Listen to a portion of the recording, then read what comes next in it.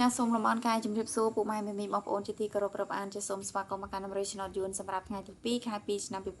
2022ចាមុននឹងចូលដល់ដំរីលេខសូមពុកម៉ែមីមីចាសូមជួយ Subscribe និងសញ្ញារូបកណ្ដឹងម្នាក់មួយផងដើម្បីទទួលបានដំរីលេខជារៀងរាល់ថ្ងៃចាអញ្ចឹងកុំឲ្យខាតពេលយូរយើងចូលទៅដំរីលេខទាំងអស់គ្នាចាសម្រាប់ម៉ោង4:35នាទីសូមពុកម៉ែមីមីចាធ្វើការអុកខ្ទង់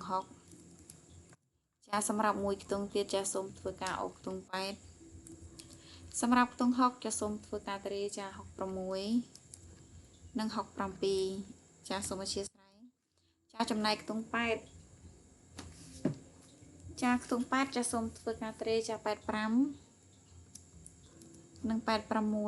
86ចាសម្រាប់ម៉ោង6:35នាទីសូមពុកម៉ែមីមីចាធ្វើការអុកខ្ទង់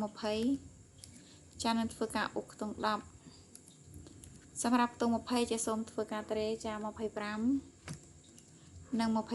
26ចំណែកខ្ទង់10ចាសូមធ្វើការត្រេចា14និង15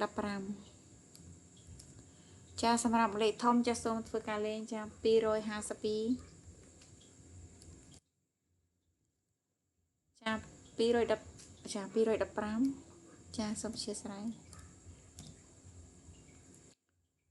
ចានឹង908ចាទាំងអស់នេះជាដំរីលេខសម្រាប់ពង ABCD ចាពុកម៉ែមីមីកុំភ្លេចធ្វើការត្រឡប់លេខឬក៏ឡើងចុះមួយលេខផងចាហើយនេះខ្ញុំក៏សូមជូនពរពុកម៉ែមីមីធ្វើការផ្សងសំណាងបានកាក់កបទាំងអស់គ្នាចាហើយក៏សូមអរគុណដល់ពុកម៉ែដែលបានចំណាយពេលវេលាដ៏មានតម្លៃតាមដាននិងទស្សនាវីដេអូនេះរហូតដល់ចប់ជាចុងក្រោយចានេះខ្ញុំសូមអរគុណនិងសូមជម្រាបលា